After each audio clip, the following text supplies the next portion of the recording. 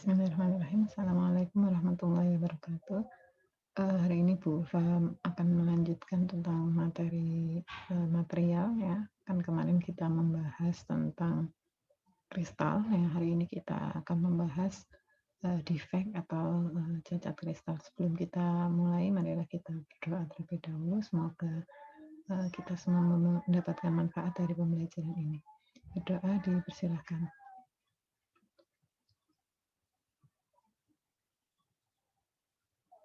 Doa selesai.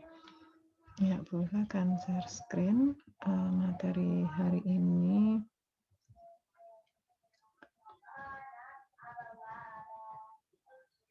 Ya, jadi sekalian mengingatkan tentang materi pekan kemarin ya. Sebentar.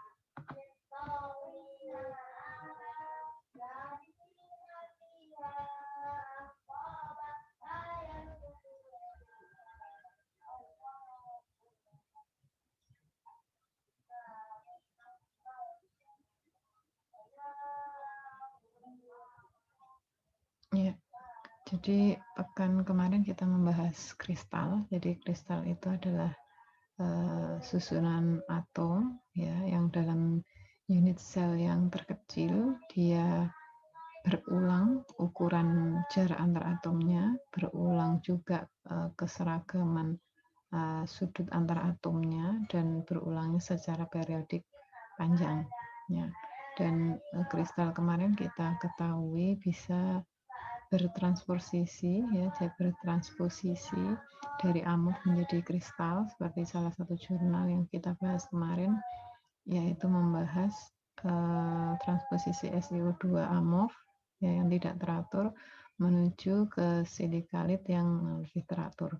Nah, pembahasan hari ini kristal, meskipun kemarin kita membahas segala macamnya harus perfect ya, dari segi jarak antar atom ya harus berulang ya, harus persis sama. Kemudian sudut antar atom juga harus persis sama dari satu unit sel ke unit sel yang setelahnya atau unit sel yang lain. Dan hampir tidak boleh ada ketidakteraturan baik dari segi ukuran dan sudut.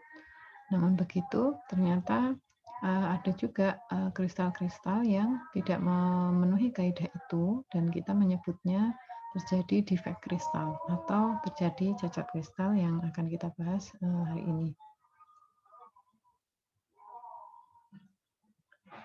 Ya, jadi pekan kemarin kita membahas kristal yang sempurna. Jadi kristal yang sempurna itu selain ciri ukuran ya, jarak antar atomnya itu berulang persis. Artinya kalau jarak antar atom itu misalkan 1 nano, jarak antar atom unit sel yang lain juga 1 nano, artinya atom itu memang berada pada posisi kisi yang benar, tidak bergerak ya. Jadi kalau ada tumpukan kubus-kubus ya, masing-masing sudut di kubus itu ditempati oleh satu atom, atom itu ada di setiap kubus sudut itu, tidak bergerak ke tempat yang lain. Artinya dia memang berada di posisi kisi atau di bidang yang benar dalam struktur itu. Nah, ternyata kristal-kristal yang seperti itu, seperti ini misalkan ini NaCl ya. Kristal-kristal ini di mana NaCl selalu ada di pojok ya. Na dan Cl selalu berada di pojok membentuk suatu kubus. Dia tidak bergerak kemana-mana. Ini hanya bisa terjadi ketika ya suhu yang ada di sekitar kristal itu 0. Ya, jadi suhunya 0 mutlak. Artinya 0 mutlak itu 0 Kelvin, bukan 0 Celcius. Jadi 0 Kelvin. 0 Kelvin kalau ke Celcius itu kan perbandingannya 273 ya. Jadi 0 Kelvin itu setara dengan minus 273 derajat Celcius. Jadi hanya pada suhu minus 273 derajat Celcius, atom-atom yang menyusun suatu material itu akan berada di posisi kisi yang benar. Dia tidak akan mengalami proses perpindahan, dia tidak mengalami pergeseran, sehingga ukuran antar atom jarak antar atomnya akan tetap. Sudut antar atomnya juga akan tetap. Nah, di atas suhu 0,0 Kelvin itu sangat berpeluang besar terjadi yang namanya defek atau cacat kristal. Sehingga kalau dikatakan di sini bagaimana kita memperoleh kristal yang sempurna, semua material seperti yang kita bahas pekan kemarin bahwa kristal itu memang awalnya berasal dari semacam idiom bahwa benda-benda yang tertimbun oleh es ya, kemudian dia tertimbun berbulan-bulan dalam batu es di kutub utara atau kutub selatan, maka dia otomatis menjadi kristal. Ya, misalkan daun tertimbun di dalam batu es ya, atau di dalam sungai di kutub utara atau kutub selatan, kemudian kita lihat daun itu terlihat bening ya, karena esnya menjadi bening, balok-balok esnya menjadi bening, maka dia otomatis menjadi kristal. Kenapa? Karena balok-balok yang terbentuk ketika musim salju, ya, balok-balok es yang terbentuk ketika musim salju itu memang suhunya mendekati 0 Kelvin, ya, di mana satu atom dengan atom yang lain, baik atom penyusun air, atom penyusun daun, itu tidak akan bergerak. Dia berada pada posisi yang benar. Atom akan berada pada posisinya, sehingga dia akhirnya mengkristal atau menjadi kristal. Dan ini kalau dalam kehidupan sehari-hari sangat sulit, ya sangat sulit. Karena ya kalau di suhu minus 273 derajat, itu kan tidak ada kehidupan. Ya, kalau tidak ada kehidupan berarti tidak bisa termanfaatkan kristal-kristal ini. Dia terbentuk tapi tidak bisa termanfaatkan. Dan rata-rata manusia hidup ya di atas suhu 0 Kelvin, bahkan rata-rata ya suhu ruang ya 27 derajat ke atas, yang memungkinkan terjadinya defek, yang memungkinkan atom itu tidak berada pada posisi kisinya, ya, yang memungkinkan atom itu, karena atom itu kan tersusun dari elektron ya. Atom itu kalau kita pelajari kembali kimia dasar atau kimia anorganik 1, atom itu tersusun dari elektron. Ya, elektron itu kemudian tersebar di orbital-orbitalnya. Elektron ini selalu bergerak. Ya, hanya saja ada muatan di inti yang menarik elektron-elektron itu sehingga tidak keluar. Tapi elektron ini selalu bergerak. Karena elektron ini selalu bergerak, maka sifat atom juga dia tidak bisa berada pada satu posisi yang tetap. Ya, dalam hal pembahasan kristal, suhu yang tinggi, kita menyebutnya suhu di atas 0 Kelvin, suhu di atas minus 273 derajat, sangat memungkinkan elektron itu bergerak dengan bebas. Ketika elektron bergerak dengan bebas, otomatis atom punya peluang juga untuk berpindah atau tidak berada pada posisi yang tetap. Ya, jadi kenapa diambil 0 Kelvin? Karena dari berbagai macam penelitian disebutkan pada suhu minus 273 derajat, ya, satu atom yang terdiri dari elektron, inti atom, ya, kemudian neutron, ya, itu semuanya berada pada posisi yang tetap. Ya, jadi kalau elektron berada pada orbital pertama, ya dia tetap di situ. Ya, ya istilahnya diaktif, ya, diaktif. Jadi berada pada posisinya. Nah, karena peluang terjadinya defek itu cukup besar, ada pembahasan sendiri bahwa cacat kristal atau defek itu nanti akan dibagi menjadi beberapa termin atau kategori. Yang pertama yang paling banyak adalah defect point atau cacat titik. Ya, cacat titik ini seperti ini gambarannya. Jadi awalnya kristal terbentuk dari satu unit sel yang teratur dan berulang. Misalkan ini NaCl, NaCl, NaCl. Terus seperti itu, ya. Kemudian ada satu atom, ya, entah ini strontium atau kalium, dia masuk ke sini. Hanya satu. Ya, ada satu atom asing yang masuk di satu titik tertentu, ya. Ya. Kenapa masuk? Karena ada titik yang kosong. Ya, ada titik yang kosong karena kehilangan atom. Bisa jadi di sini ada titik yang kosong dan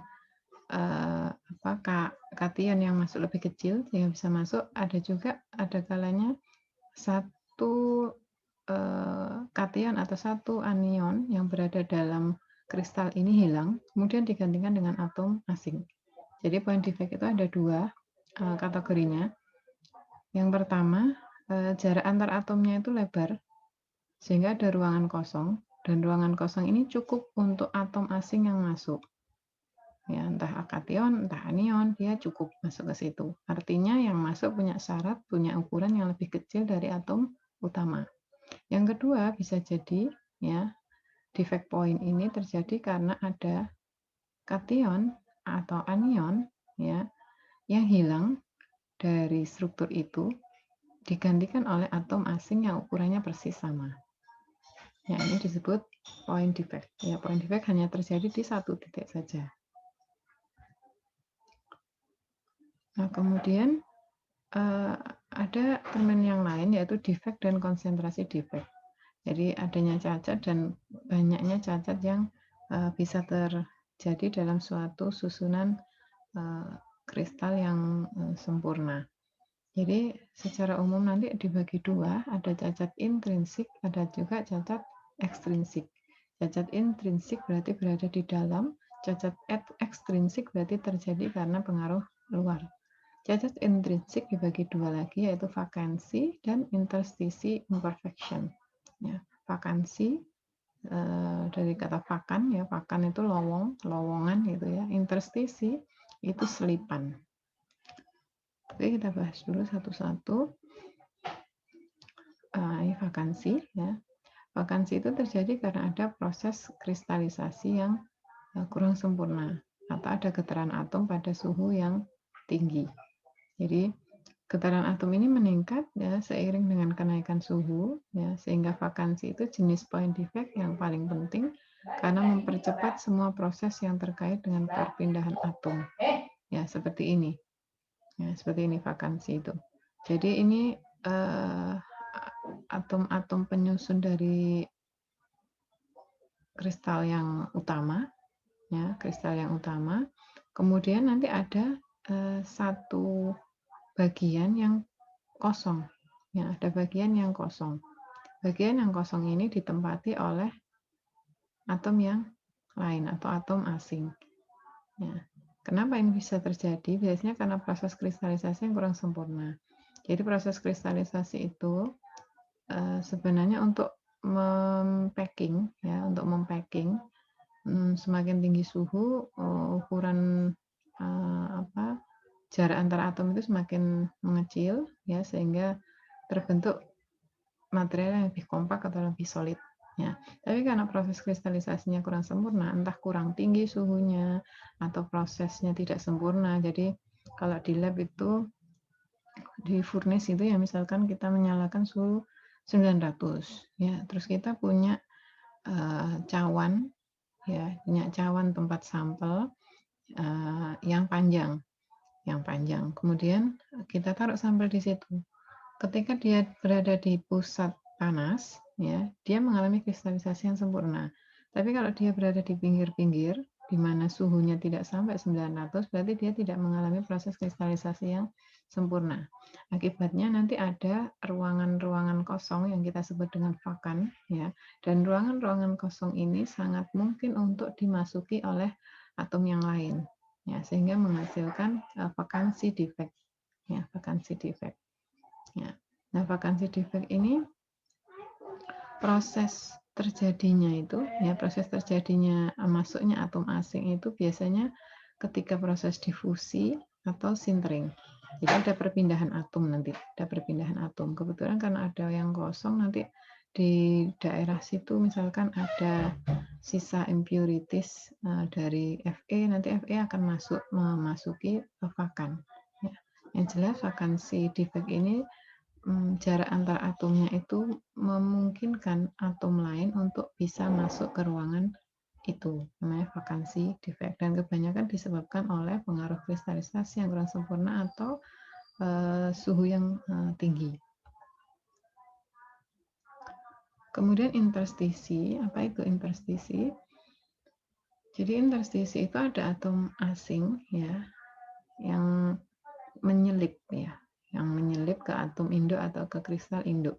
Ya, ukuran atom terbesar yang bisa muat pada interstisi itu memiliki radius sekitar 22,5% dari jari-jari atom induk. Artinya gini, interstisi itu menyelip ya, menyelip di antara atom-atom induk. Ya, atom-atom induk ini atau kristal utama sudah sempurna sebenarnya, tapi ada atom yang dia punya ukuran ya kira-kira 22,5. 22,5 itu sekitar kurang dari 1/4 jari-jari atom induk. Berarti jarak antar atom ini kan ada ruangan kecil yang memungkinkan dia itu menyelip ke bagian itu. Ya, menyelip ke bagian itu. Ya, sehingga seperti menggantikan ya, interstisi, tapi bukan vakansi. Ya, tidak ada ruangan khusus ya, yang menjadikan dia berpindah ya atau masuk, tidak ada. Semuanya kristal sempurna, hanya ukuran atomnya dia masuk ya ke void atau ruangan-ruangan interstisi yang ada. Jadi selipan. Yang kedua, kemungkinan yang kedua juga bisa seperti ini. Jadi atom utama pada kristal utama ini hilang ya, digantikan atau diselipi oleh atom yang asing. Sehingga menyebabkan interstisi imperfection.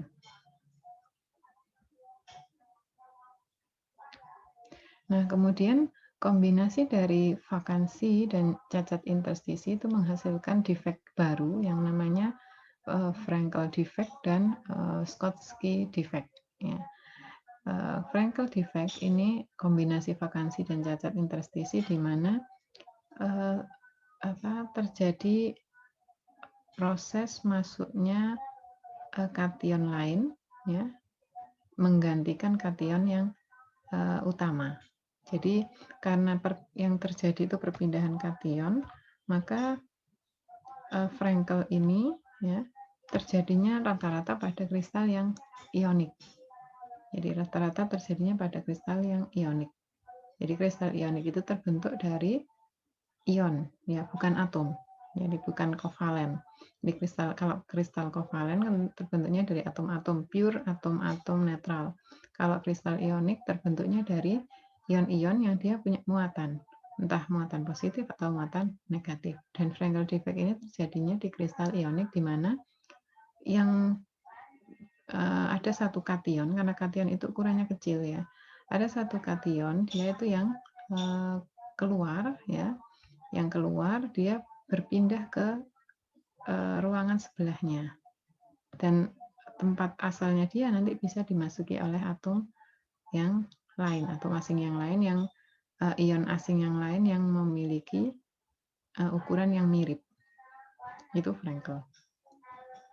Kemudian yang kedua, ini contohnya Frankel defect itu pada AgCl, ya, di mana ketika Ag+ ini bergerak ya dari posisi koordinasi oktahedral ke koordinasi tetrahedral, ya dia pindah ke sampingnya ya. Kemudian nanti ruang kosongnya dia akan dimasuki oleh kation yang ukurannya mirip dengan Ag+, sehingga menghasilkan namanya Frankel defect. Sedangkan yang kedua ini Schottky ya. Ini disebabkan bila ada ion positif dan negatif yang hilang dari kristal. Jadi ada kation, juga ada anion yang dua-duanya hilang. Ya, karena dua-duanya hilang, ya densitas dari kristal ini secara umum akan menurun. Ya, akan menurun. Struktur yang tertutup rapat memiliki lebih sedikit interstisi dan cacat Frankel daripada vakansi dan cacat Schottky. Jadi karena ada dua-duanya hilang, tidak digantikan oleh atom asing. Ya. Jadi kenapa dua-duanya hilang? Agar muatan dari kristal ini tetap netral. Jadi muatan kristal itu kan netral ya. Dia tidak boleh bermuatan. Meskipun kristal ionik dia tetap harus netral. Jadi yang Schottky ini ketika misalkan ini NaCl ya, Na keluar ya, kemudian Cl juga akan keluar. Kenapa dia keluar? Untuk mengimbangkan muatan, sehingga muatannya tetap netral. Beda dengan yang Frankel tadi ya. Kalau yang Frankel tadi ketika ada Ag yang keluar ya, berarti kan terjadi ketidakseimbangan muatan sebenarnya ya. Tapi dia digantikan oleh atom asing yang muatannya juga sama, plus 1, sehingga tidak berpengaruh pada netralitas kristal. Kalau yang ini tidak digantikan oleh atom asing, hanya saja ketika satu kation keluar, satu anion juga keluar, sehingga secara umum muatannya juga akan sama. Ya, meskipun muatannya sama, tapi densitas atau kerapatan atom jadi berkurang. Kalau yang Frankel tadi karena dia pas keluar, satu kation keluar digantikan oleh kation yang baru. Jadi secara umum densitasnya tidak berkurang atau malah bertambah ketika kation yang masuk itu ukurannya lebih besar. Ya, kerapatannya nanti jadi bisa lebih tinggi itu. Jadi kalau yang ini kerapatannya jelas berkurang, hanya saja muatannya tetap netral. Contohnya zinc sulfur, ya, NaCl, kemudian cesium klorida seperti itu.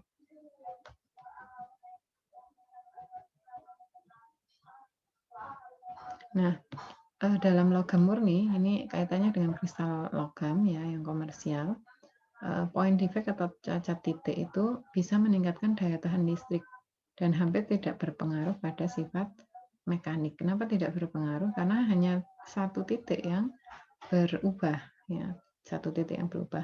Apakah ada jenis cacat yang lain, Bu, selain point defect? Ada. Jadi ada cacat garis, line defect, itu kalau satu garis itu ada banyak atau asing gitu ya. Ada juga yang 3 dimensi. Jadi tidak hanya titik, tidak hanya satu sumbu, tapi dia bisa sumbu, 2 sumbu X, Y. Bisa juga 3 sumbu X, Y, Z gitu. Tapi karena ini point defect hanya terjadi satu cacat di satu titik, maka keuntungannya dia meningkatkan daya tahan listrik ya. Kemudian dia tidak berpengaruh pada sifat mekanik. Kekerasan suatu kristal logam yang mengalami point defect itu sama. Ya.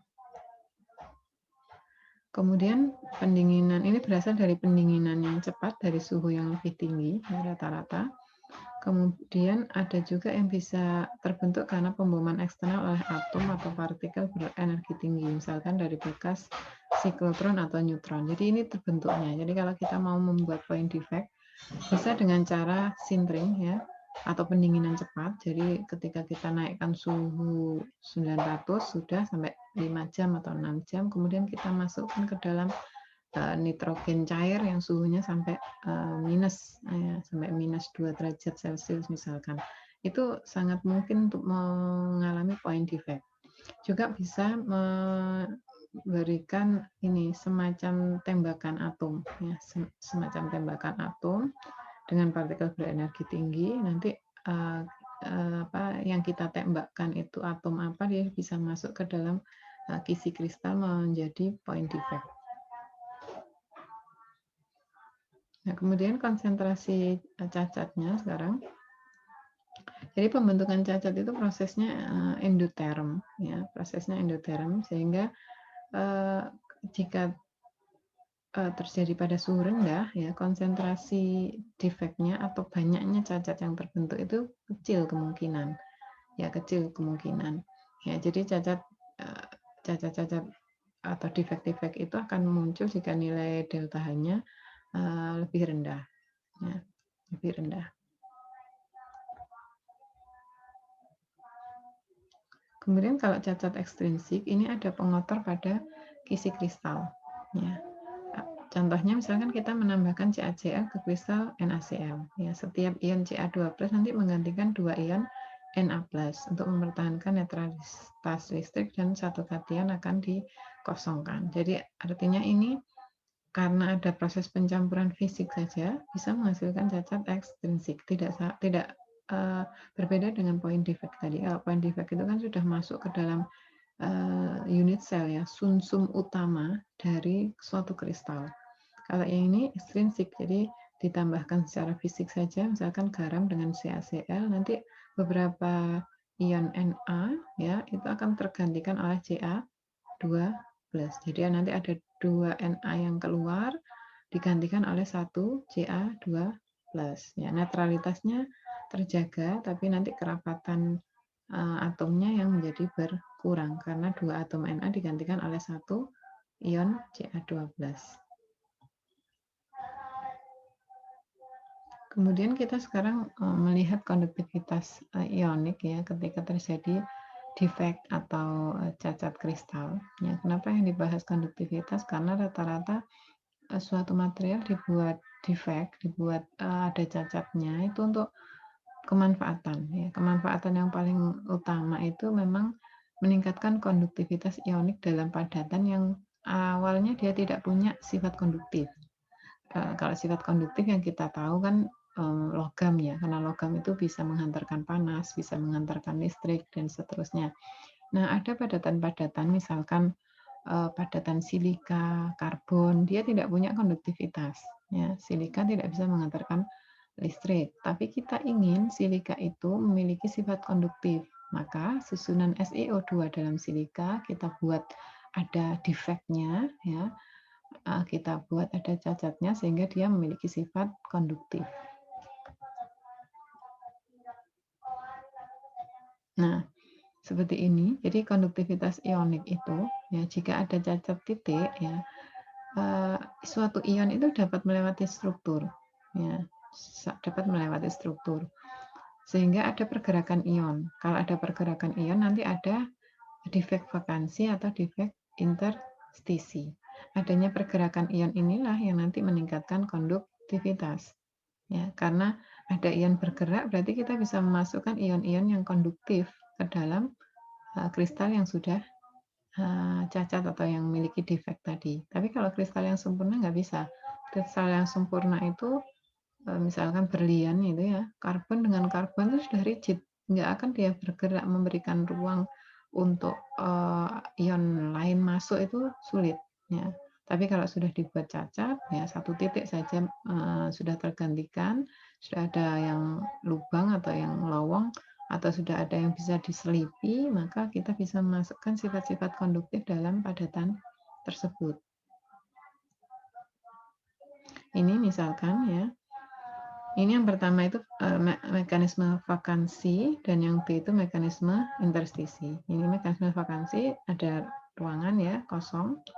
Kemudian mekanisme interstisi ada atom asing yang terselip di antara di antara atom-atom itu. Baik yang vakansi maupun interstisi ini memungkinkan kita untuk menghasilkan padatan yang konduktif. Contohnya ini silika misalkan. Silika itu tidak punya sifat konduktif. Kemudian kita bisa memasukkan satu atom yang punya sifat konduktif. Taruhlah ini logam. Ya. Ketika logam ini masuk, seluruh material silika ini akan memiliki sifat konduktif. Ya. Dia bisa mengantarkan panas, bisa mengantarkan listrik. Ya, contohnya misalkan di HP Anda itu ya, di HP Anda itu kan ada bagian-bagian yang terbuat dari polimer. Polimer itu kan plastik ya. Ada juga yang terbuat dari silika. Tapi polimer dan silika yang ada dalam HP Anda itu bisa mengantarkan listrik, bisa juga mengantarkan panas karena dia polimer yang memiliki sifat konduktif. Ya, silika yang memiliki sifat konduktif. Berbeda dengan pengertian kita dulu ketika belajar di SD, benda-benda isolator adalah benda-benda yang tidak bisa mengantarkan listrik. Contohnya plastik. Ya. Benda-benda konduktor adalah benda-benda yang pasti mengantarkan listrik. Misalkan paku. Tapi sekarang tidak bisa dikategorikan secara kasar seperti itu karena plastik misalkan ketika plastik ini yang awalnya memang punya sifat isolator, tapi ketika susunan atomnya kita ubah dan kita beri semacam defek, di mana defek itu misalkan defeknya defek interstisi, kita selipkan logam ya di dalam plastik itu, maka plastik itu bisa mengantarkan listrik sekaligus bisa mengantarkan panas. Nah, mekanisme vakansi yang memungkinkan terjadinya konduktivitas itu karena ada loncatan ion. Ya, loncatan ion seperti tadi yang saya katakan, kalau suhu sudah di atas 0 derajat Kelvin, posisi atom itu sudah tidak bisa selalu berada di tempatnya. Ada peluang-peluang atau potensi di mana dia itu bisa berpindah. Kalau ini kategori padatan ionik, berarti ada ion-ion yang bisa berpindah dari posisi normal, posisi awal ke sampingnya, ya, ke kisi tetangga yang sampingnya, ya, sehingga menimbulkan kekosongan. Ada juga yang terjadinya loncatan ion ke daerah yang memungkinkan dia untuk masuk, karena jarak antar atom di kristal utama itu longgar, sehingga ada ion asing yang masuk menghasilkan interstisi. Nah, konduktivitas ionik yang terbentuk nanti didefinisikan sama dengan konduktivitas elektronik, ya, di mana N itu jumlah pembawa muatan, jadi berapa banyak muatan per satuan volume. Misalkan Anda punya padatan SiO2 nih, 1 gram, ya. 1 gram itu volumenya berapa, kemudian berapa jumlah muatan yang ingin Anda selipkan. Ya. Kemudian Ze-nya itu muatannya, berapa muatannya. Kita mau masukkan Fe yang apa? Fe2+ apa Fe3+. Ya, nanti dinyatakan sebagai kelipatan muatan pada elektron. Jadi jumlah muatan dikalikan E, 1,6 kali 10 pangkat min 19 kalem. Kemudian ada juga mu, ini kecepatan perpindahan di medan listrik yang konstan. Jadi nanti sudah ada konstantanya. Sehingga nanti konduktivitas listrik total kita bisa menghitung. Ya, saya punya silika, kemudian saya punya silika 1 gram misalkan dengan volume misalkan 1 cc per gram, ya. Kemudian dari volume itu saya mau memasukkan muatan Fe. Ya, muatan Fe-nya berapa? 12. Jumlah Fe-nya berapa? Berapa nih yang mau kita selipkan berapa? 1 atau 2 atau banyak gitu. Taruhlah 1. Saya hanya memasukkan 1 ion Fe2+ ke dalam silika, sehingga kita bisa menghitung nanti konduktivitas ioniknya berapa. Kita pengen yang benda itu, material padatan yang kita buat defect itu sangat konduktif atau separuh konduktif. Kan ada ya yang sangat konduktif, misalkan ada panas dia langsung bisa menyalurkan seret gitu. Tapi ada juga yang pelan-pelan gitu. Ada juga yang pelan-pelan karena konduktivitas ioniknya rendah. Nah, kemudian nanti kita bisa membuat tipe-tipe konduktivitas listrik dari material. Ya, material. Misalkan ini, saya punya kristal ionik nih. Saya buat dia ada awalnya dia kristal sempurna, kemudian kita beri semacam interstisi ion. Nanti konduktivitasnya dia di bawah 10 pangkat min 16 ya, kali 10 pangkat min 12. Kemudian kalau solid elektrolit, elektrolit yang padat nanti dia lebih tinggi lagi konduktivitasnya. Kemudian kalau yang elektrolit cair ya, dia hampir sama. Kemudian kalau konduktor elektronik, misalkan logam itu konduktivitasnya cukup tinggi. Ya, konduktivitasnya cukup tinggi. Semikonduktor di bawahnya. Ya, sedangkan isolator atau insulator, ya, nah, kita menyebutnya isolator ya. Sebenarnya yang benar insulator. Itu di bawah 10 pangkat min 10. Jadi yang dikatakan tidak bisa menjadikan tidak bisa menyalurkan panas dan tidak bisa menyalurkan listrik itu kalau konduktivitasnya di bawah 10 pangkat min 10. Nah, dari catatan-catatan ini ya, misalkan kita ini punya data nih, jumlah muatan yang mau kita selipkan berapa, muatannya berapa, kecepatan perpindahan listriknya berapa, nanti konduktivitas dari padatan yang kita defect-kan, ya, padatan kristal yang kita buat defect, kemudian kita selipi dengan ion yang konduktif, ya,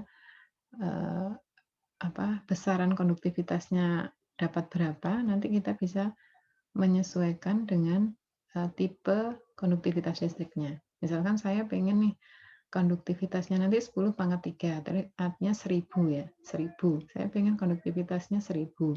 Berarti berapa nih yang harus saya masukkan ya di sini? Berapa nih jumlah muatan yang harus saya masukkan? Berapa jumlah Fe yang harus saya selipkan ke dalam kristal yang sudah sempurna itu? Ya, muatannya harus berapa nih? 2 atau 3? Ya, 12 atau 13. Sehingga kita bisa memperkirakan nanti tipe padatan kita itu sangat konduktif, setengah konduktif, atau bahkan tidak konduktif. Ya. Jadi itu biasanya rekayasa orang-orang yang bekerja di semikonduktor. Jadi membuat benda-benda yang isolator menjadi punya sifat konduktif. Kemudian yang perlu diperhatikan lagi adalah energi yang dibutuhkan untuk membuat loncatan. Ya, dia biasanya disebut EA, yaitu energi aktivasi. Ya. Ini berarti ketergantungan suhu mobilitas ion dapat diekspresikan oleh persamaan Arrhenius. Jadi ini proporsinya saja ya, proporsi energi yang ingin kita capai itu yang sampai seberapa. Artinya memang harus melewati energi aktivasi.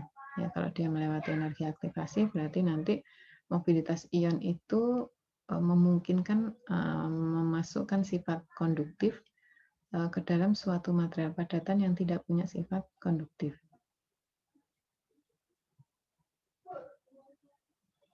Ini contohnya ya, ini perubahan energi ketika terjadinya pergerakan ion ya, terjadinya pergerakan ion dari awal loncatan ion sampai akhir loncatan ion, nanti potensial energinya bisa kita perkirakan.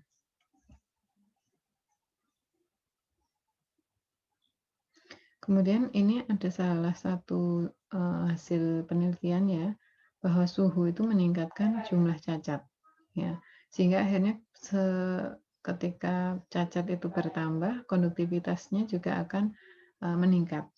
Ini ya, jadi ini suhunya ya, ini suhunya, kemudian yang ini itu konduktivitasnya ya. Ketika dinaikkan suhunya, ya, konduktivitasnya juga akan naik ya. Semakin tinggi suhu semakin naik ya. Ya, berdasarkan prinsip tadi, kalau suhu itu rendah seperti tadi, bahwa kristal itu sempurna di minus 273 derajat Celcius. Ketika sudah naik di atas minus 273 derajat Celcius, ion itu semakin gampang untuk moving, untuk bergerak. Ya, semakin tinggi suhu, semakin gampang dia bergerak atau tidak berada di posisinya. Karena elektron-elektron itu pada suhu tinggi itu bergeraknya sangat cepat ya. Kalau elektron bergerak sangat cepat, otomatis atom ya juga akan bergerak cepat bersama inti dan neutronnya. Ya. Jadi ketika suhu itu dinaikkan, peluang perpindahan satu atom ke atom yang lain atau perpindahan satu ion ke tempat ion yang lain itu cukup tinggi sehingga menghasilkan potensi meningkatnya jumlah defect ya, entah defect vakansi, entah intertisi, itu sangat tinggi peluang terjadinya. Karena sangat tinggi peluang terjadinya, otomatis kalau sudah terjadi defect beneran, konduktivitas suatu padatan yang awalnya tidak baik, ya itu menjadi meningkat. Ya, seperti ini. Ini meningkatnya sampai berapa kali ya? Ini 10 ke 10 pangkat 1 sampai ke 1000. Jadi sampai 1000 kali konduktivitasnya meningkat ketika suhu dinaikkan. Nah, ini akhir dari materi defect kita. Nanti Anda bisa mempelajari ya. Sebenarnya defect ini sangat complicated dan sangat banyak ya. Tidak hanya yang Bu Ulfa jelaskan di sini. Anda nanti bisa mencari referensi lain tentang macam-macam defect ya. Ya, selain Frankel, Schottky, kemudian ada line defect ya. Kemudian ada volume defect, ya macam-macam ya. Ini hanya bagian awal yang membuka zona kita bahwa material itu ketika sempurna dia dikatakan kristalin ya. Ketika dia ada cacatnya maka dia dikatakan memiliki defect. Bapak akan menunjukkan salah satu jurnal yang membahas tentang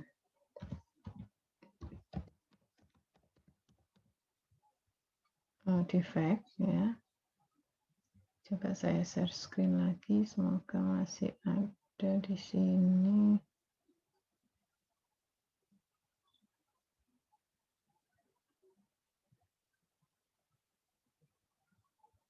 Sebentar, saya cari dulu di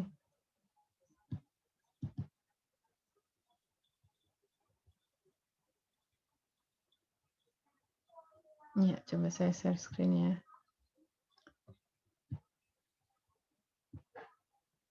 Ya, di sini. Ini dari Material Science in Semiconductor Processing, dari judul jurnalnya sudah terlihat ya. Khusus untuk S2 ini memang saya lebih banyak menekankan ke kajian-kajian jurnal ya, karena kalau teori-teori awal Anda pasti sudah mendapatkannya di S1. Tapi kalau kajian-kajian jurnal itu lebih komprehensif dan sangat dekat ya, membayangkan sesuatu yang sudah dilakukan orang dengan apa yang kita pelajari secara teoritis. Ini dari Material Science and Semiconductor, jadi dari judul jurnalnya sudah terlihat bahwa ini nanti membahas tentang semikonduktor. Jadi semikonduktor itu dikatakan semi karena dia aslinya itu punya sifat isolator, seperti yang saya jelaskan tadi. Aslinya padatannya itu isolator. Material awalnya isolator, misalkan plastik. Tapi dia dibuat konduktif sehingga namanya semikonduktor. Jadi mayoritas materialnya itu masih isolator, tapi ada selipan, ya, ada defect yang kita masukkan sehingga ada atom atau ion konduktif yang masuk ke dalam isolator itu sehingga menghasilkan yang namanya semikonduktor. Tidak konduktor murni, karena kalau konduktor murni kan harus logam ya. Tapi dia isolator yang memiliki sifat konduktif, namanya semikonduktor. Ini baru diterbitkan ya 2020 kemarin, judulnya Properties of Structural Defect during SiC crystal induced crystallization on the solid liquid interface.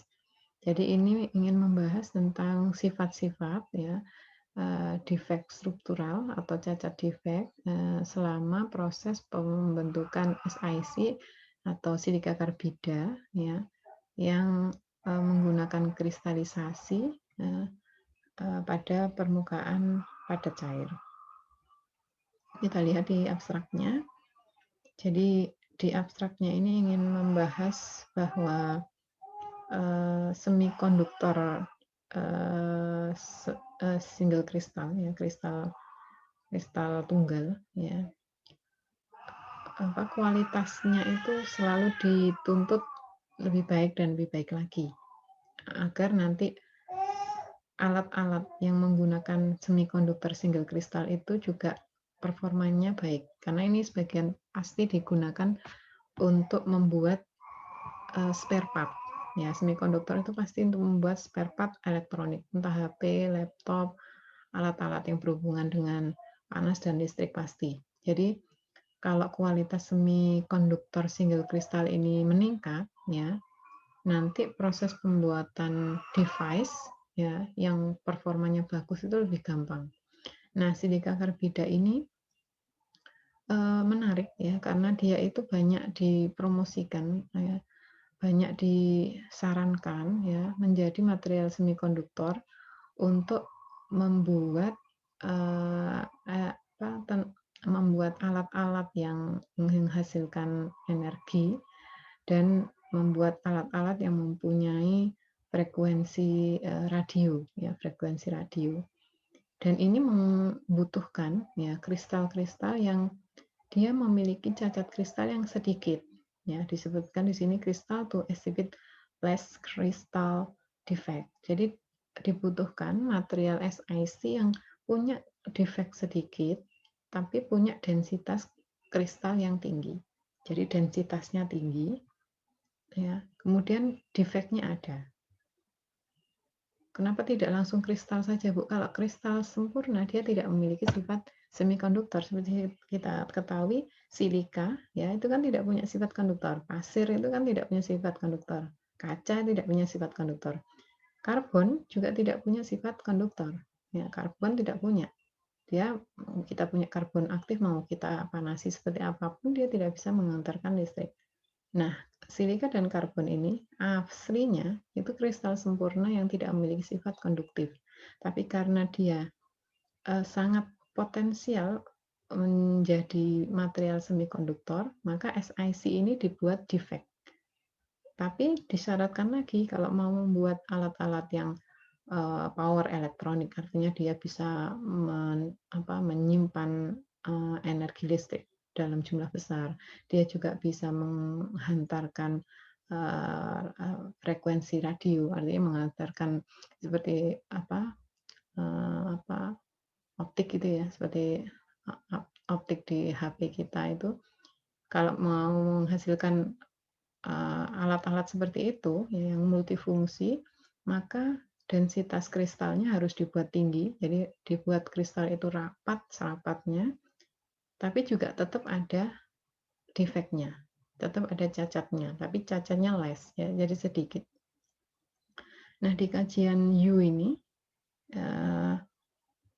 kristalisasi itu diberlakukan, ya, dia memakai metode kristalisasi pada zinc blend, ya, zinc blend kristal, ya, struktur zinc blend kristal dalam kristal SiC, ya. Dia menggunakan metode interface solid liquid, jadi padatan pada cair, ya, pada cair. Kemudian dia pelajari melalui simulasi dinamika molekular, ya. Akhirnya dia mendapatkan kesimpulan mekanisme pembentukan defect pada kristal SiC itu nanti bisa dikarakterisasi menggunakan fungsi distribusi radial. Dia juga bisa dikarakterisasi dengan kecepatan kristalisasi. Bisa juga dikarakterisasi dari sudut ikatan, ya, sudut ikatan. Juga bisa menggunakan polyhedron Voronoi, ini semacam rumusan, ya. Kemudian juga bisa pakai visualisasi, jadi difoto seperti itu. Hasilnya memberikan kesimpulan bahwa mayoritas atom-atom, ya, pada permukaan pada cair, ya, ketika dia didinginkan secara perlahan-lahan itu akan membentuk struktur kristal, ya. Kemudian ketika diinduksi dengan kristal stabil di sampingnya, maka sebagian kecil dari atom-atom itu relatif secara random akan mendifusi bagian cairannya. Ya, bagian cairannya. Jadi dia menemukan kalau padatan itu, ya, padatan SiC tadi dibuat solid liquid, jadi ada padat, ada cair, ada padat, ada cair. Padat cair ini kemudian didinginkan, ya, dibekukan, ya. Kemudian nanti ada sebagian kecil dari atom-atom itu yang memiliki energi tinggi yang secara random akan mendifusi bagian cairan. Artinya yang padatan di bawah tadi, sebagian atomnya itu bisa masuk ke bagian cairannya ketika proses pembekuan. Sehingga akhirnya terbentuklah yang namanya defect, yaitu vakansi defect, lattice distortion, ini ada bagian lagi, ya, bentuk cacat yang lain namanya distorsi kisi, kemudian atom interstisi dan substitutional defect, ya, defect substitusi. Jadi nanti ada 4 macam defect yang terbentuk. Jadi ini gampangannya kalau membayangkan gini, saya punya padatan nih, saya punya padatan tepung, misalkan tepung padat, di atasnya nanti saya beri liquid atau cairan, misalkan cairan gula, ya, atau cairan minyak, cairan gula lah yang lebih gampang. Cairan gula dan minyak ini kemudian saya bekukan. Ini awalnya masih misah, ya, masih misah, seperti tepung dengan misalkan minyak lah yang gampang, tepung dan minyak itu kan misah, ya. Saya letakkan di salah satu wadah, misalkan gelas gitu, dia misah, bawahnya tepung, atasnya minyak. Kemudian saya bekukan. Ketika saya bekukan ini, beberapa atom dari tepung ini akan masuk ke dalam minyak. Minyaknya kan jadi beku, Ya, minyaknya jadi beku, jadi mengkristal. Tapi ada beberapa atom dari tepung ini masuk ke dalam minyak. Masuknya beberapa atom ini ke dalam minyak menghasilkan nanti ini terakhir nanti jadi padatan semua ya, padatan minyak dan tepung ya. Terakhir nanti terbentuk vakan atau defect ya. Salah satunya vakansi defect, kemudian distorsi kisi, kemudian atom interstisi dan defect substitusi. Jadi beberapa atom dari tepung tadi masuk ke dalam minyak, kemudian nanti terakhir kita memperoleh padatan minyak dan padatan minyak dan tepung, di mana minyak itu sudah mengalami proses defect ya, atau cacat. 4 cacat ini yang ada dan terlokalisir di daerah-daerah di liquidnya. Ya, liquidnya. Kemudian Yu dan kawan-kawannya juga menemukan adanya distorsi kisi, di mana umumnya terbentuk ya ketika proses kristalisasi awal. Jadi distorsi kisi ini kita tahu ya, kisi kemarin itu kan dibentuk oleh atom-atom ya, jadi seperti bidang itulah, bidang. Satu bidang dibentuk misalkan oleh 4 atom gitu. Nanti ada distorsi kisi yang awalnya kisi ini berbentuk persegi panjang atau persegi lah gitu, karena proses ini tadi, proses interface solid liquid ya, jadi ada proses freezing atau ada proses pembekuan padatan cair ke padat, akhirnya terjadi distorsi kisi atau kerusakan kisi yang terjadi di awal kristalisasi, dan ini menurun nanti ketika proses isotermal ini diberlakukan ya.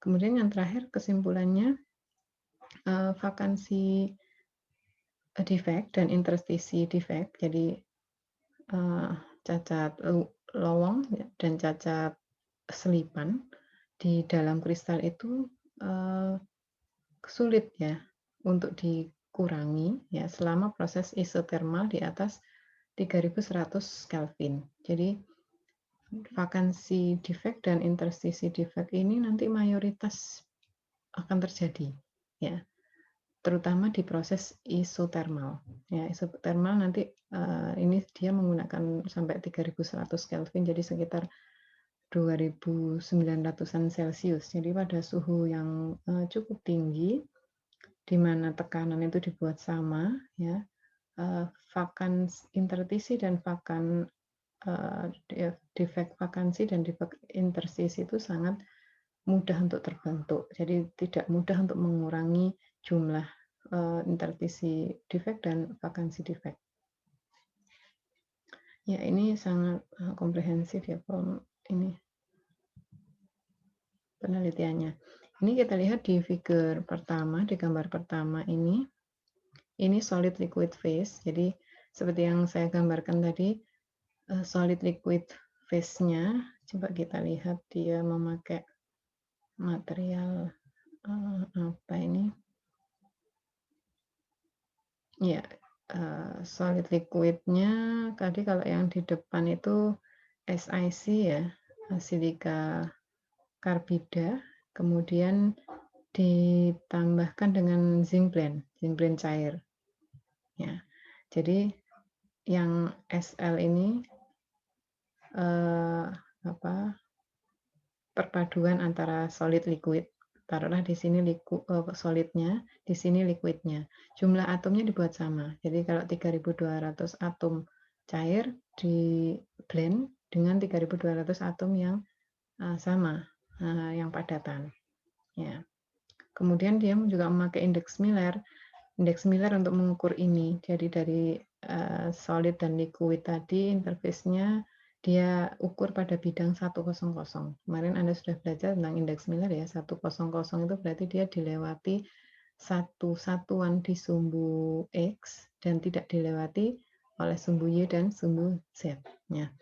Atom besar yaitu Si dan atom kecilnya adalah karbon. Ya. Kemudian fase solid liquid yang awal itu jumlahnya 3200 atom dengan 3200 atom. Ini sebelum dilakukan perlakuan khusus. Tapi setelahnya, ya, setelahnya kita lihat di sini, awalnya dia 3.200 terdiri dari 16.000 atom Si dan 16.000 atom karbon, ya, di kristal. Kemudian yang 3.200 atom ini berada pada fase liquid atau cair, ya. Kemudian ketika terjadi proses freezing sampai kristalisasi, ya, ada beberapa atom dari padatan ini yang masuk ke cairan. Jadi yang cairan menjadi 3.291 atom, kemudian yang padatan berkurang menjadi 31.909 atom. Jadi yang menjadikan defek 4 tadi, defek vakansi, defek kemudian interstisi, distorsi kisi, kemudian substitusi, itu hanya 91 atom. Ya, 91 atom inilah yang nanti menghasilkan silika karbida yang memiliki sifat semikonduktor atau memiliki kemampuan untuk menyalurkan panas dan listrik.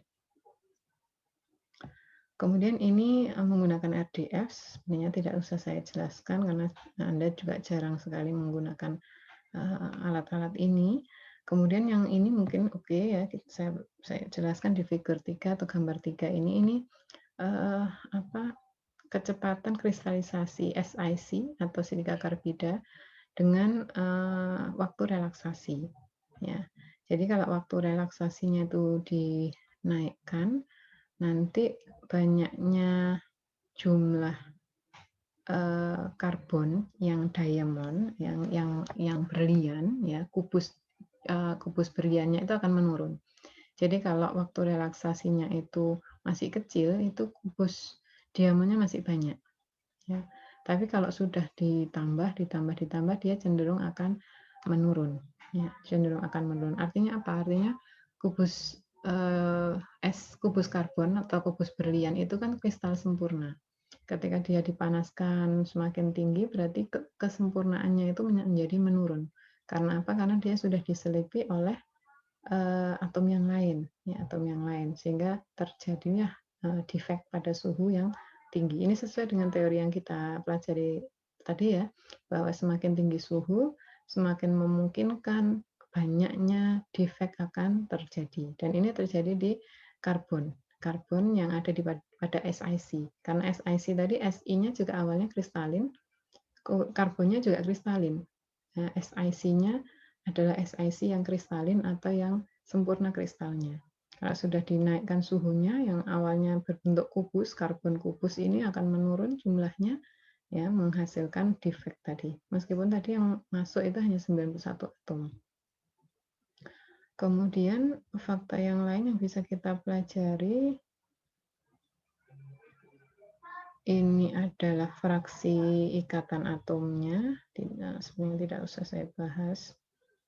Kemudian ini jumlah polihedronnya. Oh ya, ini jumlah polihedronnya. Ini menunjukkan kalau yang pertama ini semakin tinggi banyaknya waktu yang diperlukan, ya, itu jumlah polihedronnya semakin tinggi. Polihedron itu jumlah senyawa baru yang ada di liquidnya. Ya, karena liquid tadi kan ketambahan atom dari solid, ya, sehingga polihedronnya juga meningkat. Nah, ini yang paling menarik di sini, tipe pembentukan kristalnya atau pertumbuhan kristalnya, ya, dari defek SL, ya, solid liquid pada SiC yang A sampai E ini, A sampai E, ya, itu zinc blende crystal structure, ya, di mana ada atom tetangga satu, ya, yang A itu, kemudian yang sampingnya itu ada atom tetangga 2, ada interstisi. Kemudian kalau yang F dan H, ya, F dan H itu atom Si dan C. Ya, F hingga H itu atom Si dan C. Sehingga bisa kita lihat di sini memang masuknya 91 atom tadi ke fase liquid itu merubah bentuk, ya, merubah bentuk dari kristal utama SiC, ya, sehingga menghasilkan bermacam-macam defect.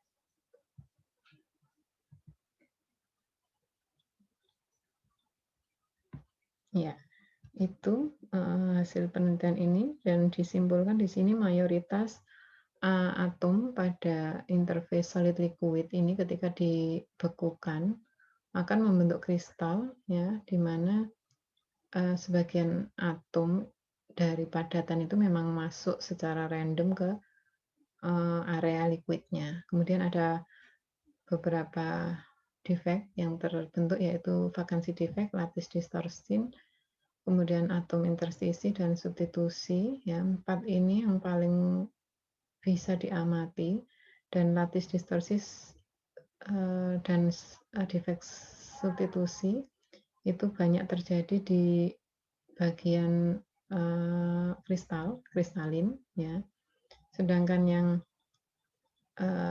lattice distorsi atau kerusakan kisi itu di awal kristalisasi, Dengan naiknya waktu relaksasi, banyaknya tetragonal itu akan semakin meningkat. Artinya banyak sekali struktur tetrahedral yang akan terbentuk pada sistem solid liquid. Ya, itu yang bisa perlu saya jelaskan untuk menambah wawasan kita tentang adanya cacat kristal dan apa manfaatnya untuk kehidupan. Yang jelas SiC dengan tipe yang sudah diteliti oleh Yu dan kawan-kawan ini sangat memungkinkan banyak perkembangan di dunia teknologi, ya, banyak perkembangan di dunia teknologi yang membutuhkan alat-alat semikonduktor, ya, seperti device atau laptop, HP dan lain sebagainya, karena dia memiliki sifat konduktivitas yang cukup tinggi dengan proses rekayasa dari kristalnya. Oke, itu yang Bu Ulfa bisa jelaskan hari ini. Kita nanti bisa memperpanjang dengan diskusi. Ya, Anda bisa menuliskan pertanyaan di form GC kita. Kalau memungkinkan, kita juga bisa bertemu di Google Meet nanti untuk mendiskusikan hal-hal yang menurut Anda belum jelas atau perlu dikonfirmasi. Kita akhiri dulu ya, mohon maaf jika ada kekurangan. Kita bertemu nanti di Google Meet atau Google Classroom. Kita break sebentar. Semoga bermanfaat. Assalamualaikum warahmatullahi wabarakatuh.